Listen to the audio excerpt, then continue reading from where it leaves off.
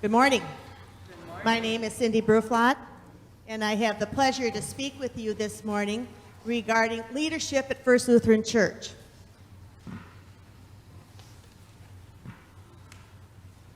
What an appropriate time to speak about leadership as we prepare for the annual meeting scheduled for next weekend. And that's another reminder and another invitation to say, you are all necessary as part of First Lutheran Church. This winter, leaving on a Wednesday evening, my granddaughter asked me, "Who's in charge around here?" And I said, "Well, what do you mean?" And she says, "Well, really, who's in charge around here?" And after I chuckled, I got to thinking, that's really a good question, and I bet a lot of us have that same question. Who is in charge around here?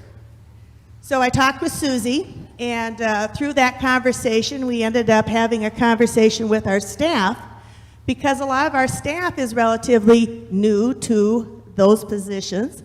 And so I put together a little bit of a sheet, and you've got that with your bulletin, that pink sheet. If you want to take a look at that, you can kind of read along and see how accurate I am in my process here.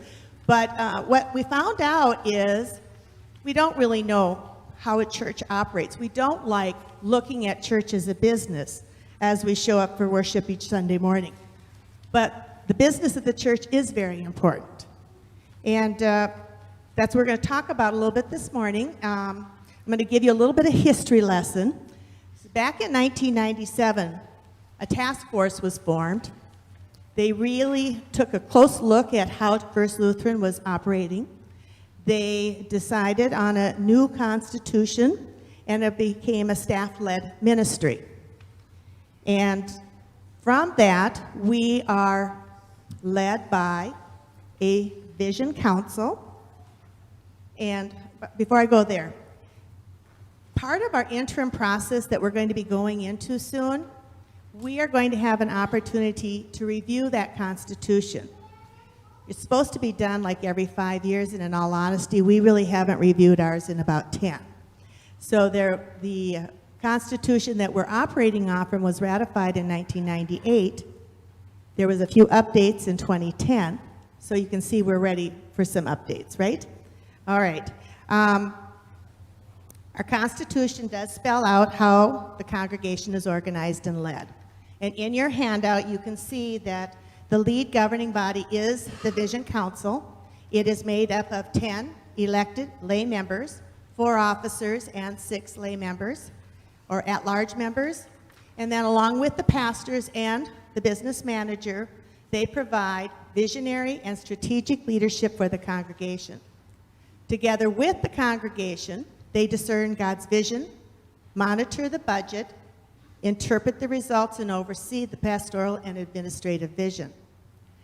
Vacancies on the Vision Council are filled by an appointed nominating team and are elected at the annual meeting each May.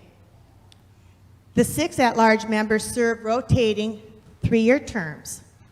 All members serve a limit of 2 terms or 6 years.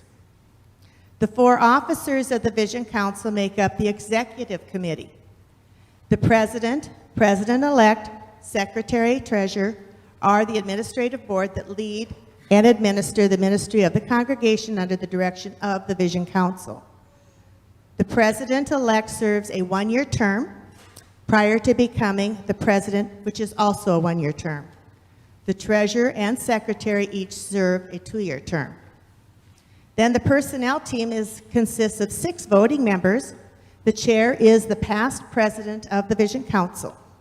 The remaining 5 voting members serve rotating 3-year terms. Members are selected through the nominating committee, but are appointed by the council. The personnel team also includes the pastors and the business manager, the sitting council president, and those are all non-voting members. Responsibilities of the personnel team include the recruitment and empowerment of the best possible staff for the church. The personnel team is responsible to prepare and maintain position descriptions, an employee handbook, interpret all personnel policies, develop a process of evaluation, recommend salary adjustments, and authorize new staff positions and compensation packages. They also recommend a total staff budget each year to the council. First Lutheran is blessed with a very skilled and dedicated staff. And I think we owe them a huge thank you for stepping up as they have over these last couple months as we're in our transition. We're waiting for a new interim pastor, and I saw that I was introduced as going to give you an interim update. And there will be more of that at the annual meeting, as well as an update on where we are at with the new kitchen and dining room remodel. So again, that's another invite. Please attend the annual meeting. We're going to have a meal to begin with, and then we will lead into the annual meeting. We'll go through the election of new officers for the council and for the foundation, and we'll announce the filling out of the personnel team at that time. And then after we do the quick business of the church, you'll get that update on the interim process, as well as see some diagrams of where we are at with that church, the kitchen remodel. So back to my first question. Who's in charge here? You are. The congregation is at the top of the hierarchy chart. Everything does not happen, nothing can happen without your knowledge, without your approval. So at the top, in the center, and behind everything that happens at First Lutheran Church is you. We are the church. Thank you.